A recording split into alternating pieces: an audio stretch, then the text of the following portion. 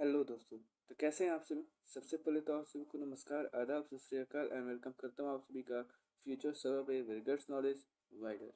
दोस्तों, काफ़ी दिनों से हम लोग ने अपना जो ये इकोनॉमी अपडेट्स वाला ये सीरीज़ है इसे पॉज किया था फॉर अ कंटेंट एंड कुछ बिजी होने की वजह से मैंने इसको पॉज किया था। बट नाउ हम लोग इसको फिर से कंटिन्यू करते हैं, ठीक है। और आज है 10 मई 2023 और 10 मई 2023 से रिलेटेड जितने भी मेन अपडेट्स होंगे इकोनॉमी के वो आपको मैं बताऊंगा। दोस्तों, आज 10 मई 2023 से रिलेटेड जो सबसे मेन अपडेट्स हैं वो दो हैं, जिनमें से कि पहले अपडेट के बारे में लोग डिस्कस करने वाले हैं। ओके दोस्तों, चलिए बात करते हैं अपने पहले अपडेट के बारे में। हमारा जो पहला अपडेट है वो कुछ इस प्रकार से है कि पीयूष गोयल इन कनाडा, जो कि आपके ये पीयूष गोयल यूनियन मिनिस्टर है ऑफ इंडिया। एंड साथ ही साथ अगर आपको मैं बता दूं तो ये minister of commerce and industry भी हैं। साथ ही साथ ये मिनिस्टर ऑफ टेक्सटाइल है, यानी कि कपड़ा उद्योग भी जो या फिर कपड़ा उद्योग के जो मंत्री हैं वो भी आपके पीयूष गोयल हैं। और साथ ही साथ कॉमर्स एंड इंडस्ट्री के मिनिस्टर भी पीयूष गोयल हैं। तो फिलहाल में ही कनाडा का कैपिटल है ओटावा, वहाँ पे एक मीटिंग हुई इंडिया और कनाडा के बीच में, जिसका नेतृत्व भारत का पीयूष गोयल कर रहे थे। और वहीं अगर बात की जाए कनाडा का, तो इसका नेतृत्व वहीं की मिनिस्टर ऑफ, या फिर यूँ कहें तो मिनिस्टर ऑफ स्मॉल बिजनेस की जो, या फिर स्मॉल बिजनेस की जो मिनिस्टर हैं मैरी एन जी, इन्होंने नेतृत्व किया। ओटावा में ये मीटिंग हुआ था। किसके बारे में मीटिंग हुआ था? तो बायलेटरल ट्रेड। पहले तो समझिए बायलेटरल ट्रेड होता क्या है। बेसिकली ये ट्रेड होता है दो देशों के बीच में, ताकि जो भी बाधाएं या फिर बैरियर्स आ रहे हैं उन दोनों देशों के बीच में उसको हटाया जा सके, ठीक है, उसको हटाया जा सके। और दूसरी बात ये कि ये जो बायलेटरल ट्रेड है इसी का एक दूसरा फॉर्म आ जाता है मल्टीलेटरल ट्रेड। ये जितने बायलेटरल ट्रेड है, मल्टीलेटरल ट्रेड है, ये हमेशा इनका उद्देश्य क्या होता है, जो भी आपके प्रोडक्ट्स एक्सचेंज हो रहे हैं, जो भी मेन प्रोडक्ट्स एक्सचेंज हो रहे हैं उन दोनों देशों के बीच में, इंपोर्ट एक्सपोर्ट हो रहा है, उनके बीच में जो भी बैरियर्स आए हैं उनको हटाया जाए या फिर उनको कम कर दिया जाए। तो चलिए इस बायलेटरल ट्रेड के दौरान क्या हुआ उसके बारे में डिस्कस करते हैं। तो इस एग्रीमेंट के हिसाब से गोयल ने ट्वीट भी किया था, और गोयल के हिसाब से ये जो एग्रीमेंट है, ये जो अनुबंध है, इसके हिसाब से ये म्यूचुअली यानी कि दोनों ही देश को फायदा देगा। चाहे वो बात करें आप भारत की, चाहे वो बात करें आप कनाडा की, दोनों को ही फायदा देगा। और साथ ही साथ इंडो कनाडा या फिर इंडो कैनेडियन जो टाइज हैं उसको और गहरा बनाएगा। कैसे? चलिए इसके बारे में डिस्कस करते हैं। तो कुछ की पॉइंट्स इस मीटिंग के रिगार्डिंग। पहला की पॉइंट तो ये कि ये पीयूष गोयल ने डिस्कस किया है कनाडा के कैपिटल ओटावा में, ये डिस्कशन हुई है, फिर यूं कहें तो ये मीटिंग हेल्ड हुई है कनाडा के ओटावा में, जिसका नेतृत्व भारत का पीयूष गोयल कर रहे थे। और साथ ही साथ कनाडा का नेतृत्व मैरी एनजी कर रही थी, जो कि वहीं की स्मॉल बिजनेस की मिनिस्टर है। तो इसके कुछ की पॉइंट्स क्या हैं? पहला की पॉइंट तो ये है कि union commerce and industry minister Piyush Goyal ने इसको डिस्कस किया है। किसके रिगार्डिंग? ये क्या एग्रीमेंट कहलाता है? Early progress trade agreement. ये वो एग्रीमेंट होता है जो कि टैरिफ्स को, जो भी टैरिफ्स यानी कि जो भी टैक्सेस हैं जो कि इंपोर्ट पर एक्सपोर्ट पर लगते हैं, उनको लिबरलाइज करना, between India and Canada with his Canadian counterpart Mary Ng on Monday. Monday को ही ये हुआ था, यानी कि सोमवार को ही। ये जो to also chair the sixth, ये छठवां भारत कनाडा मिनिस्टीरियल डायलॉग है ऑन ट्रेड एंड इन्वेस्टमेंट। मतलब कि ट्रेड और इन्वेस्टमेंट पर ये छठवीं बार हो रहा है ये एग्रीमेंट, ठीक है। जिससे अगर बात करें तो गोयल ने ही ट्वीट किया था कुछ कि ये sixth India Canada ministerial dialogue है on trade and investment with my Canadian counterpart Mary Ng, जो कि आप जानते हैं कनाडा की स्मॉल बिजनेस की मिनिस्टर है। The dialogue reinforce how forging an early progress trade agreement would further depend.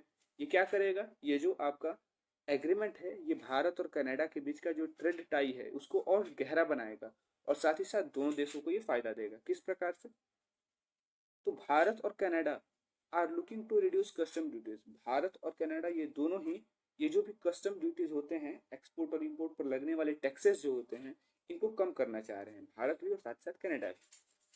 On goods traded between two countries, यानी कि ये दोनों कंट्रीज के बीच में जो भी वस्तुएं एक्सचेंज हो रही है या फिर जो भी वस्तुओं का व्यापार हो रहा है उनके ऊपर जो कस्टम ड्यूटीज लग रही हैं उनको कम करना चाहते हैं दोनों देश through this negotiation, commerce ministry said. दूसरी बात, भारत का जो की एक्सपोर्ट है कनाडा को लेकर वो क्या है, मेडिसिन है, केमिकल्स हैं, पेट्रोलियम ऑयल्स हैं, प्लास्टिक है, प्रोडक्ट है, इलेक्ट्रिकल एंड इलेक्ट्रॉनिक इक्विपमेंट्स हैं। कनाडा के इंपोर्ट्स क्या है, फर्टिलाइजर, एविएशन, ये जितने भी इंपोर्ट्स हैं किसके, कनाडा के, कहाँ से, भारत से। अब बात करते हैं तीसरे पॉइंट में। तीसरे पॉइंट में दिया है कि एमडीटीआई क्या होता है। एमडीटीआई यानी कि एमडीटीआई का मतलब क्या होता है, बेसिकली मैंने इसको पहले ही बताया है, ये एमडीटीआई आपका मिनिस्टीरियल डायलॉग होता है ऑन ट्रेड एंड इन्वेस्टमेंट। तो एमडीटीआई एक तरह का बायलैटरल फॉर्म है, क्या डिस्कस करने के लिए, तो ट्रेड और इन्वेस्टमेंट को डिस्कस करने के लिए, जो भी ट्रेड और इन्वेस्टमेंट से संबंधित मुद्दे हैं उनको डिस्कस करने का ये एक बायलैटरल फॉर्म है। बायलैटरल फॉर्म कहने का मतलब है इस पे डिस्कशन कनाडा भी करेगा, इस पे डिस्कशन इंडिया भी करेगा, यानी कि इंडिया का जो रिप्रेजेंटेटिव है वो भी डिस्कशन करेगा और साथ ही साथ कनाडा का रिप्रेजेंटेटिव है वो भी डिस्कशन करेगा, ठीक है, जैसा कि इस दौरान हुआ भी।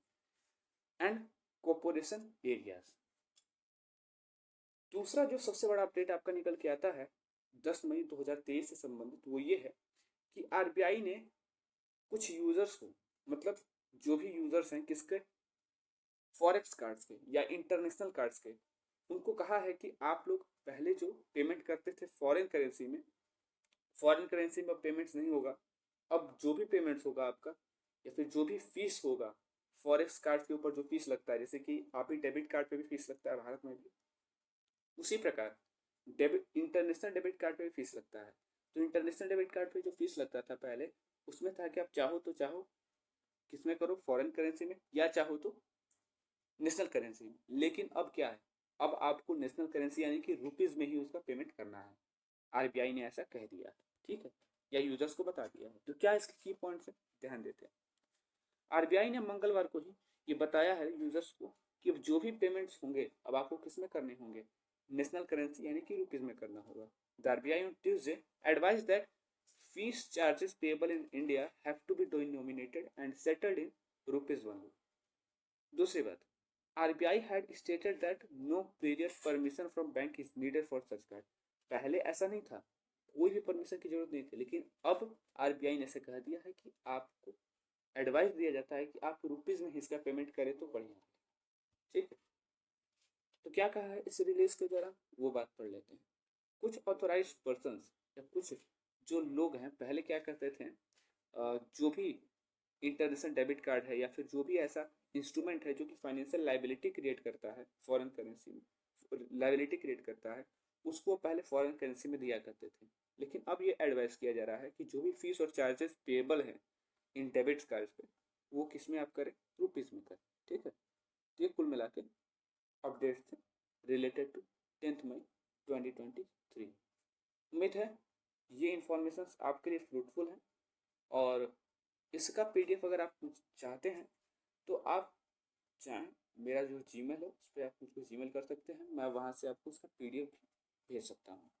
उम्मीद है वीडियो अच्छी लगी हो, तो वीडियो अच्छी लगी तो लाइक बटन को दबाइए, एंड चैनल को अभी तक आपने सब्सक्राइब नहीं किया है तो सब्सक्राइब करके बेल आइकन को दबाएं, ताकि जो भी अपडेट्स हमारे चैनल पे आए, जैसे कि मैंने स्टार्ट कर भी दिया है अभी अपडेट्स, तो जो भी अपडेट्स हमारे चैनल पे आए कहीं आपसे मिस ना हो जाए। तो दोस्तों तब तक के लिए बने रहिए फ्यूचर सर्वर के साथ, वेयर गेट्स नॉलेज वाइडर। तब तक के लिए आप सभी को फ्यूचर सर्वर टीम की तरफ से धन्यवाद।